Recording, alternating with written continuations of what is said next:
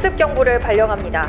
국민 여러분께서는 즉시 가까운 지하시설이나 대피소, 건물 내로 안전하게 대피하시고 TV, 라디오, 문자 등을 통해 전달되는 민방위 경보통제소의 안내에 따라 행동하시기 바랍니다.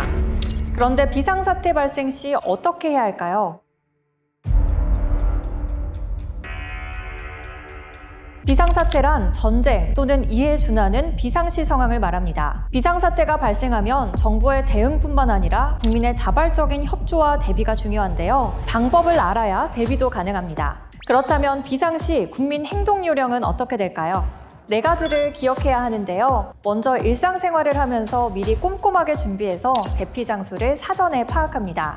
대피소는 네이버 지도, 티맵, 카카오맵을 통해서 확인이 가능합니다. 민방위 대피소를 검색하고 가까운 대피소를 찾아서 선택한 후에 길찾기로 위치를 확인합니다. 생존 배낭에는 생수, 간편식, 손전등, 상비약, 라디오와 건전지, 화장지와 물티슈, 화생방 방독면, 마스크나 보모장갑, 장화, 비닐봉투 등을 미리 챙겨 놓습니다. 공습경보나 핵경보가 발령되면 안전하고 신속하게 대피한 후 신체를 보호합니다. 이땐 가까운 민방위 대피소로 이동해야 하는데요. 민방위 대피소로 갈 수 없는 위급한 경우 가까운 지하주차장 또는 콘크리트 건물 내 유리창이 없는 안전한 곳 등으로 대피해야 합니다. 화학 무기 공격으로 화생방 경보가 발령되면 대피 방향이 중요한데요. 건물 내에 있다면 높은 곳으로 이동해서 외부 공기가 차단되는 곳에 대피하고 외부에 있을 때는 화학 무기에 오염된 지역으로 바람이 분다면 바람의 반대 방향으로 대피합니다. 만약 오염된 지역에서 내가 있는 곳으로 바람이 불면 바람이 불어오는 방향의 좌측이나 우측으로 대피해야 합니다. 대피소에 대피한 후에는 정부의 안내 방송을 귀 기울여 잘 듣고 정부 안내에 따라 행동합니다. 특히 SNS 등에 유포되는 유언비어에 현혹되지 않아야 합니다. 대피소에서는 질서를 잘 유지하며 서로 배려하는 자세를 잊지 말아야 합니다. 민방공 경보는 화생방, 핵무기를 포함한 적의 항공기, 유도탄 또는 지상이나 해상 전력에 의한 공격이 예상되거나 공격 중일 때 그 사실을 국민에게 신속히 알리기 위해 발령됩니다. 민방공 경보 체계는 5개의 형태로 이뤄지는데요. 적으로부터 공격이 예상될 때 음성 방송과 재난 문자로 경계 경보가 발령되면 즉시 TV나 라디오를 청취하며 정부의 안내에 따라야 합니다. 어린이와 노약자는 미리 대피소로 대피하는 것을 권장하고 생존 배낭 등 비상용품을 미리 챙겨 놓습니다. 화재에 대비하여 가스는 차단하고 전기코드 분리하고 야간에는 전등을 끄고 불빛이 밖으로 나가지 않도록 차단해야 합니다. 극장, 운동장, 음식점 등 사람이 많이 모인 곳에서는 영업을 중단하고 손님들에게 경보 내용을 알리고 순차적으로 대피시켜야 합니다.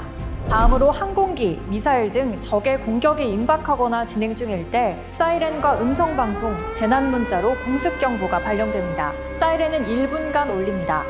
대피는 가까운 지하시설 또는 유리창이 없는 건물 안으로 들어가야 합니다. 대피할 때는 화재 또는 단전이 있을 수 있으니 엘리베이터보다는 계단을 통해서 이동해야 합니다. 차를 타고 이동 중에는 도로 오른쪽에 차를 세우고 키는 차에 놓아둔 채로 가까운 민방위 대피시설 또는 지하 공간으로 신속히 대피합니다. 적의 화생방 공격이 있거나 예상될 때는 음성방송과 재난문자로 화생방 경보가 발령이 되는데요. 이때는 화생방 방독면과 마스크, 수건 등으로 호흡기를 보호하고 외부 공기를 차단할 수 있는 높은 층의 실내 공간을 선정하여 대피합니다. 핵폭발이 일어나거나 예상될 땐 사이렌과 음성방송, 재난문자로 핵경보가 발령됩니다. 이때는 최대한 가까운 지하시설이나 화장실 등 건물 내 유리창이 없는 안전한 곳으로 대피해야 합니다. 핵폭발이 발생하여 섬광을 보더라도 몇 초 이내 가까운 지하로 이동하거나 핵폭발 반대 방향으로 엎드리고 눈과 귀를 막고 입은 벌리고 배는 바닥에서 닿지 않게 합니다. 핵이 폭발하면 방사능이 섞인 눈과 비, 먼지 등 낙진이 상당 시간 발생합니다. 낙진으로 인한 통제구역 안에 있을 경우에는 최대한 지하 깊은 곳으로 이동하여 낙진이 안정화될 때까지 정부의 안내방송에 귀 기울여야 하며 공동대피소에서는 대표자를 선정하고 질서를 유지하여야 합니다. 통제구역이 아닌 경우는 정부 안내방송에 따라 낙진으로부터 안전하고 신속하게 대피한 후 비닐 등을 이용해 피부 노출을 최소화해야 합니다. 상황이 종료되면 음성방송이나 재난문자로 경보 해제가 이루어지는데요. 이땐 부상자 구조에 동참하고 다시 일어날 수 있는 공습에 대비해서 정부의 안내방송을 계속해서 청취해야 합니다. 화학 무기나 방사능의 피해 시 화생방 방독면이 없다면 마스크나 물수건 등으로 입과 코를 막고 비닐 등을 이용해 피부 노출을 최소화해야 합니다. 화학 무기나 방사능에 노출이 되었다면 자가 제염을 통해 피해를 최소화하는 것이 생존 확률을 높이는 방법입니다.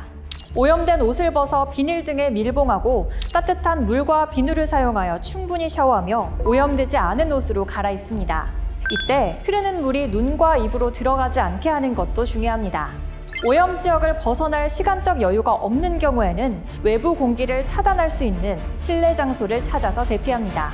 생물학 무기의 피해 상황에서는 화생방 방독면, 마스크나 손수건 등으로 호흡기를 보호하고 화생방 대피소 또는 실내에 머물며 위생관리를 철저히 하고 음식은 15분 이상 조리하여 섭취하도록 합니다. 생물학 무기로 의심되는 우편물을 받은 경우는 개봉하지 말고 격리된 곳에 보관 후 보건소나 행정기관에 신속하게 신고하여 주시기 바랍니다. 끝으로 행정안전부는 비상사태를 대비한 비상대비 체험관을 운영하고 있습니다. 체험관에서 비상시 행동 요령을 직접 체험해본다면 도움이 될 것입니다. 비상사태, 알고 대비한다면 우리는 더욱 안전할 수 있습니다.